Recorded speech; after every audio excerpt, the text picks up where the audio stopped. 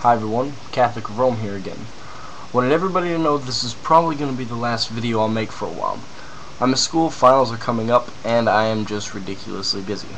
For everybody that I promised a response to, I will get back to you eventually. I plan on coming back to these videos, and I will periodically check up on these, but please don't be offended if I don't get to your comments. I really just don't have the time to get to all the comments. I'll try to get to the video responses as best I can, but don't hold your breath and don't be offended if I'm not jumping on these every day. So my second point is that I would like to address again what I'm really actually trying to do. I honestly don't believe I'll ever convert most of you guys, and particularly people who put up video responses and post fiery comments and really deep, informed, well-educated comments about nature, science, and religions all over the world. This is because, like I've said, faith, and it's a very large step in religions like Christianity. You must accept a few basic truths first, and this can only be done through God's power and will. He may show some of you the way, but my job is to simply plant a mustard seed, so to speak. If I can only reach a few souls who are curious and who are doubtful, who aren't sure, who'd like to learn more, then I'd like to challenge them to understand Christianity better, whether they already understand themselves, whether they already consider themselves a Christian or not. That's all I can do, and if that's what I have done, then I've done my job. So once again, I appreciate everybody's input, all your responses, and the discussions. It's been educational for me. It's helped me learn more about people, about patience, and I think it's beneficial and healthy to see all sides of every debate. So, here I'll start with my question. Starts with a look at the man named Jesus of Nazareth. Did he exist? Yes. There's arguments against this, and there's sources that say there's no true documents for his existence. But there's also sources that say there's every reason to believe a man named Jesus that fits the basic description presented in Scripture. It's referring to his actions and followers and so on, not necessarily his divine nature. And one of these sources is the Britannica Encyclopedia, which gives validity to a guy named Publius Lentulus, who wrote an historical account of the man. I'll refer to this a little bit later. There's also the point that the first writings of the New Testament were being written about 30 to 50 years after his death. This man would still be in the memory of everybody, so trying to make claims about a made-up person would have been completely, it simply wouldn't have worked. Nobody would believe a crazy story. They would have been like, where was this guy when I was here? I was there when you're talking about this, and I never heard of this guy. So, which of these do you believe? That's a matter of faith. I honestly don't think there's any way to prove or disprove any of them. It's far too late in history. People have too many interpretations, and they lie, cheat, and steal. So I'm not going to discuss whether or not Jesus actually existed. That's for you to decide. For those of you who can't accept it, I'm sorry. You'll probably not make sense of any of the rest of this video because you're still stuck on a lie that somebody made up because they don't like Christianity. Jesus made a huge impact on those around him. He also made a lot of huge claims. The most famous one, and the one that got him condemned to death, was claiming to be the Son of God. Now, this claim, just like any random statement, is either true or false. If it's false, then Jesus was either a liar, intentionally misleading everyone for some sort of gain, or he was crazy and truly thought that he was the Son of God, but it wasn't true. The third and final scenario is that he was telling the truth and he really was the Son of God. So, let's look at him being a liar. What are the chances of him actually being a liar? Well, if he was a liar, he was obviously an idiot because he eventually got killed because of it. He kept up the lie straight to his death. If he deliberately lied, he's also a hypocrite because he talked about honesty and integrity. He also lied to others and convinced to trust him to bring them eventually to hell, which made him actually evil. He lived a life of examples.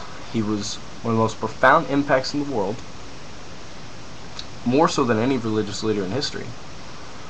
So how could this imposter actually have invented and consistently maintained the purest and noblest character known in history with the most perfect air of truth and reality?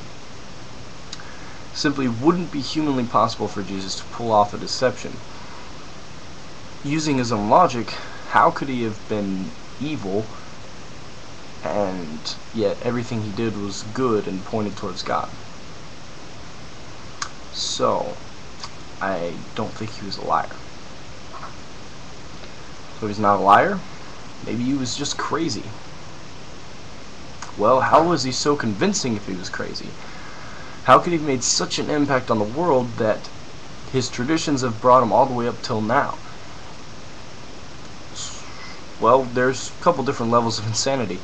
If you think that you're maybe really good at sports and you're the greatest athlete ever, you're probably just big-headed. If you think you're somebody famous, like, say, Elvis, then that's a little bigger.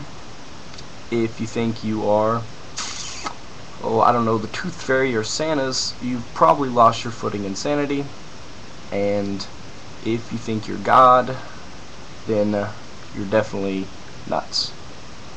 He is an infinite being, and humans are definitely finite. We definitely have limits. That would definitely be crazy. So, if he was crazy, then why would people have said things like this about him? This was the quotation about Publius Lentulus that I said earlier.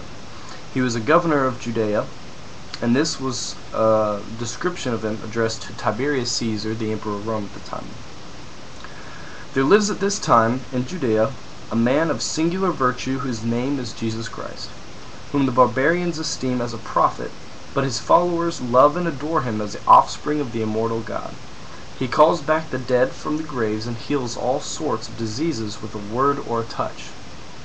He is a tall man and well-shaped, of an amiable and reverend aspect. His hair of a color that can hardly be matched, the color of chestnut full ripe, falling in waves about his shoulders. His forehead high, large and imposing, his cheeks without spot or wrinkle, beautiful with lovely red. His nose and mouth formed with exquisite symmetry, his beard thick and of a color suitable to his hair, reaching below his chin. His eyes, bright blue, clear and serene, look innocent, dignified, manly, and mature. In proportion of his body, most perfect and captivating, his hands and arms most delectable to behold. He rebukes with majesty, counsels with mildness, his whole address, whether in word or in deed, being eloquent and grave. No man has seen him laugh, yet his manner is exceedingly pleasant, but he has wept in the presence of men. He is temperate, modest, and wise, and man for his extraordinary beauty and divine perfections, surpassing the children of men in every sense. So, doesn't look to be crazy. There's not many people that can read human hearts and win people that well who are crazy. In fact, I don't know anybody who's ever been an evil liar or crazy lunatic to have so many followers and have such a deep impact on human life. So, if you believe he existed, which is probably impossible to prove since I've already pointed this out, you simply can't wave him off as just a good moral teacher, because he would be a hypocrite, because he was either a liar or he was crazy. But if he was a liar or he was crazy, he was unlike any liar or crazy person that anyone's ever known before. So, my question is this: what do you believe about Jesus? Was he a myth? Was he a madman? Was he a liar? Or was he Lord? Catholic of Rome, out.